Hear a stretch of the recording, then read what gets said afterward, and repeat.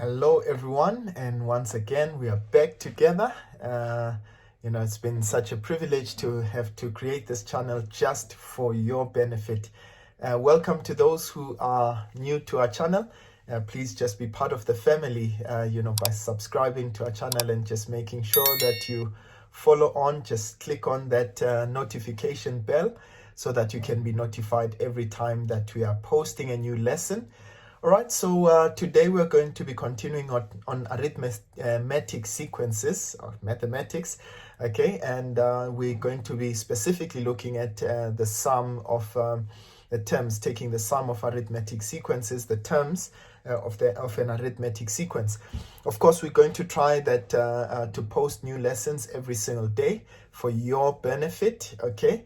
So please just make sure that you invite as many people onto this channel so that they can benefit just like you.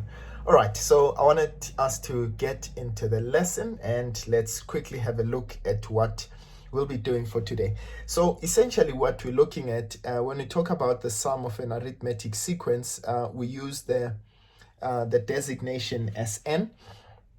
And we simply say that if you take the sum of an arithmetic sequence, this is going to be the sum. So this Sn stands for sum.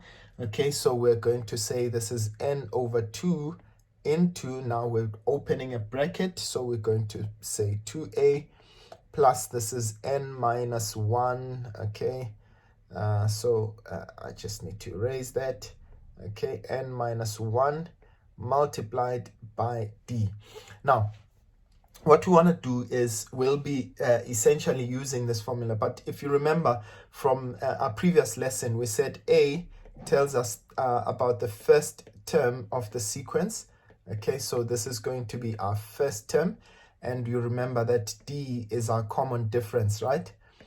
So this is for an arithmetic sequence. Of course, all of them are the same. Now, we're going to go into an application just now. However, what I want to quickly show you is that there is also another formula for taking the sum of the terms. In this case, we say it's Sn is n over 2 into a plus l. Okay, so now remember, A still stands for the same thing, the first term of the sequence. However, L this time stands for the last term. Okay, just keep in mind. So that, okay, there goes my spelling. Okay, so in this case, L stands for, okay, I'm just trying to erase that. So L stands for the last term of the sequence. So this is what we'll be introducing today. And let's quickly have a look at the application.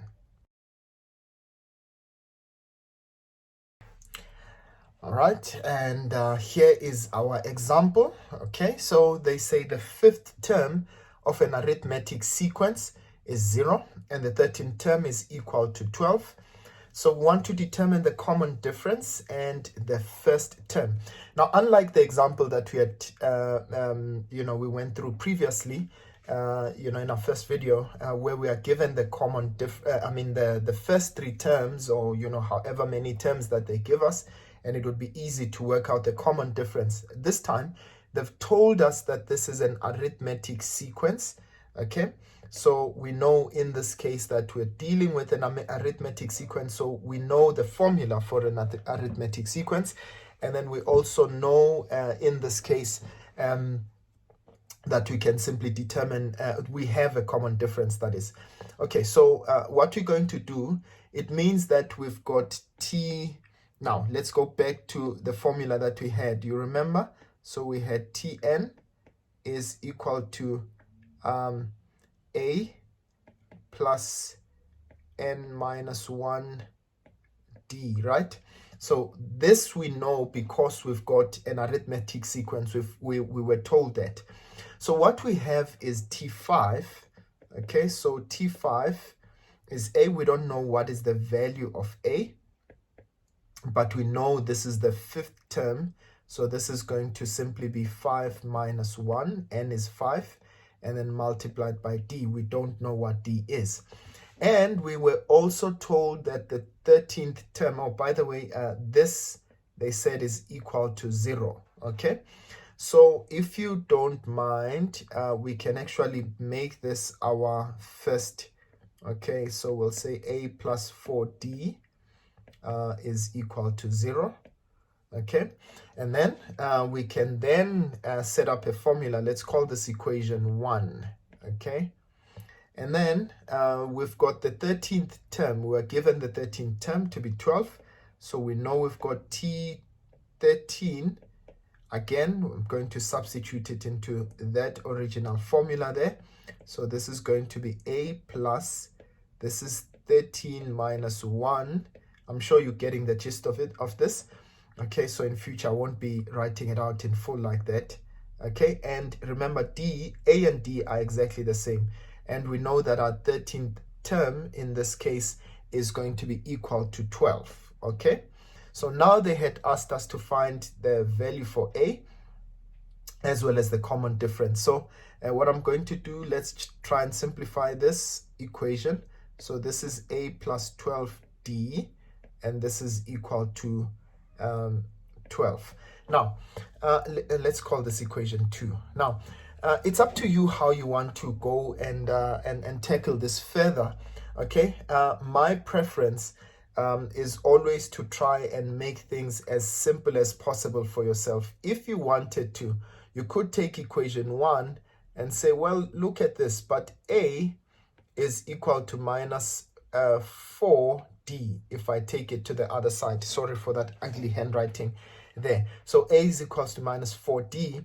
So it means that I can now substitute for equation 1 in equation 2. So wherever I see a in the second equation, I just simply substitute so that we eliminate one of the variables. We've got two variables there, so it means we needed 2 equations. So in this case, we're going to say, okay, this is going to be, so we're going to substitute equation 1 into equation 2. So I'm going to say this is minus 4d plus 12d is equal to 12. And of course, we're going to do some algebra there. So this is minus 12d. These are common factors. These are common terms, that is. So this is going to be 8d is equal to 12.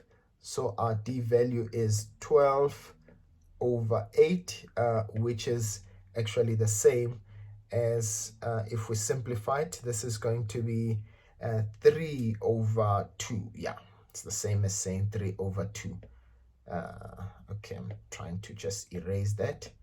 Okay, so this is going to be the same as 3 over 2. So this is our common difference. Okay, and there's absolutely nothing wrong with common difference being a fraction.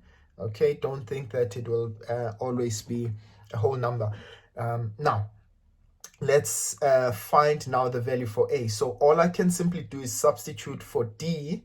Okay, so we can substitute d, which is equal to 3 over 2, into equation, I'm going to take equation 1.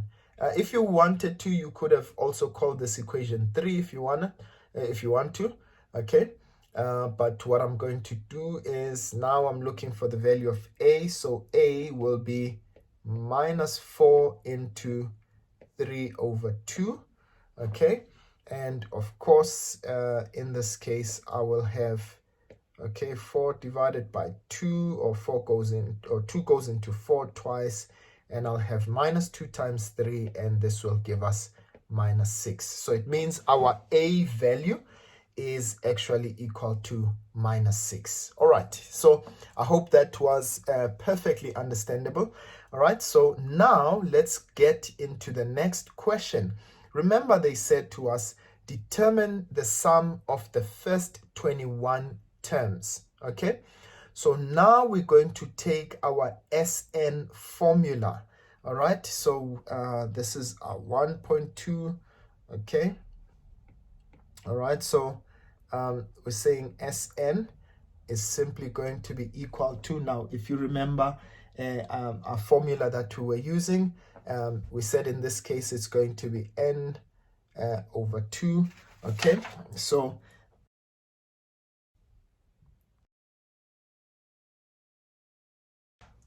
Okay, so we said it's n over 2 into, remember that's 2a plus n minus 1 d.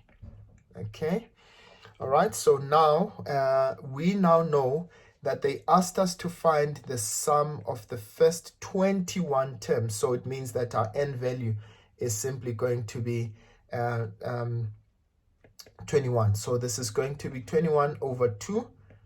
We know our a value, we just found it now. So this is 2 times minus 6, okay, plus, remember our n is 21, so this is 21 minus 1, and remember our d value was 3 over 2. And of course, all you're simply going to do is just put this in your calculator. I've got my calculator right here. Okay, so I'm just going to put that in my calculator. So that's 21 over 2. Okay, and I'm sure you can do this with ease quite quickly. Okay, so that's 2 times minus 6. Okay, plus, now remember 21 minus 1, that's 20. So I'm just going to say multiplied by. So I'm going to multiply that. So let's say plus 20 multiplied by 3 over 2. And just please be very careful that you don't make a mistake when it comes to your calculations. Just simply put this in the calculator and you should be able to get an answer. Well, I get an answer of 189. You can please verify it for me. In this case, it means that the sum of the first 21 terms will actually be equal to 189. And in a sense, that is how the cookie crumbles. All right. You know what I want to do? Perhaps let me take an example where we can use that last term.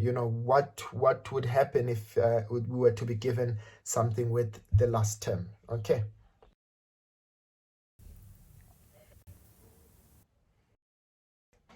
All right, now let's have a look at this one particular exercise. So we're looking into just applying that formula for, with the last term. So they give us how many terms are there in the following sequence. So we've got 17, 14, 18, 11, 8, and up until minus 2785. Now, the first thing is that we want to find out how many terms are there. Now, you'll see that they've given us the first 4 terms, and then until of course, there are some terms missing in between, until they give us that last term there. See, I just removed the dots. So until they give us that last term there. So we know this is going to be our A and this is going to be our L, so our last term.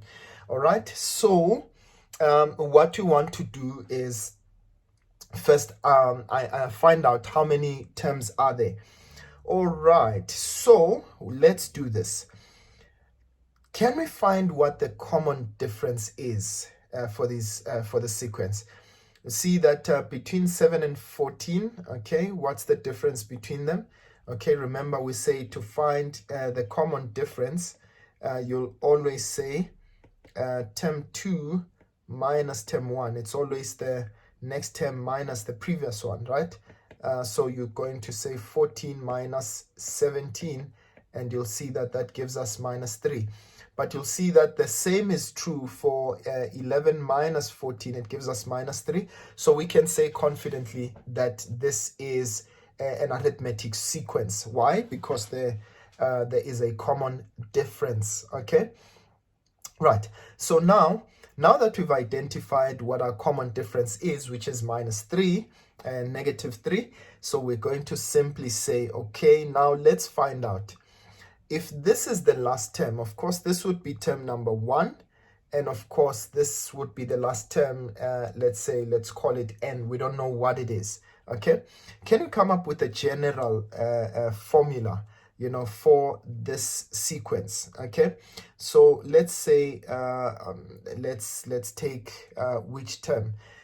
Let's just take any of the terms, right? In fact, even if we took the first one, so we know Tn. Okay, so Tn is equal to, in fact, let's write the general formula: a plus n minus 1 times d. So we know our a value is 17, okay? And we know in this case n minus 1, we don't know what n is, okay? Multiplied by d, so multiplied by a negative 3. So let's try and simplify that for ourselves. Okay, so this is going to be 17. Now, negative 3 times positive n, that's negative 3n. So negative times a negative, negative 1 times negative 3, that should give us a positive 3. And so as a result, we've got 17 plus 3, which is 20, positive 20, minus 3n.